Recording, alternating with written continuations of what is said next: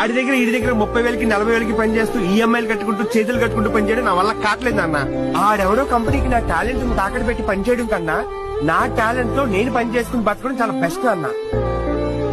చిన్నప్పటి నుంచి పేరెంట్స్ పెద్ద పెద్ద స్కూల్లో చదివించాలి, పెద్ద పెద్ద కాలేజీలో వెయ్యాలి, మంచి జాబ్ తెచ్చుకోవాలి అనే మైండ్ సెట్ తోనే పెంచుతారు. కానీ నువ్వు ఒక ఎంటర్ప్రీనర్ అవ్వాలి, నీ కాళ్ళ మీద నువ్వే నిలబడాలి, నువ్వే 10 మందికి ఉద్యోగాలు ఇవ్వాలి అనే మైండ్ సెట్ ఎందుకు పెంచరు?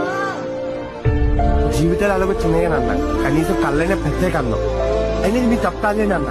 కరెక్ట్ గా మా 90s జనరేషన్ ఎదిగే టైంకి ఈ సాఫ్ట్వేర్ కలిసి వచ్చి మా మీద పడిపోయింది. ఈ సాఫ్ట్వేర్ ఉద్యోగాలకి ఇక్కడున్న ఈ సిటీ లైఫ్ కి మమ్మల్ని అలవాటు చేసి పడుతుంది.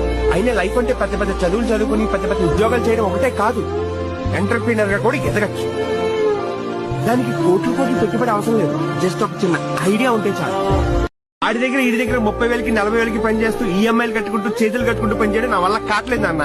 ఆడెవరో కంపెనీకి నా టాలెంట్ తాకట్టు పెట్టి పని చేయడం కన్నా నా టాలెంట్ తో నేను పని చేసుకుని బతకడం చాలా బెస్ట్ అన్న.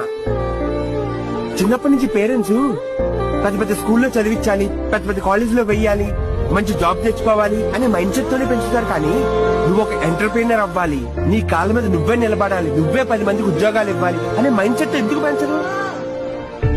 జీవితాలు అలాగో చిన్నయ్యానన్న, కనీసం కళ్ళైనా పెద్దే కన్నాం. అనేది మీ తప్పాలేనన్న.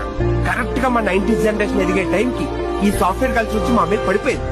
ఈ సాఫ్ట్వేర్ ఉద్యోగాలకి ఇక్కడున్న ఈ సిటీ లైఫ్ కి మమ్మల్ని అలవాటు చేసి పడుతుంది. అయినా లైఫ్ అంటే పెద్ద పెద్ద చదువులు చదువుకుని పెద్ద పెద్ద ఉద్యోగాలు చేయడం ఒకటే కాదు, ఎంటర్ప్రీనర్ గా కూడా ఎదగచ్చు.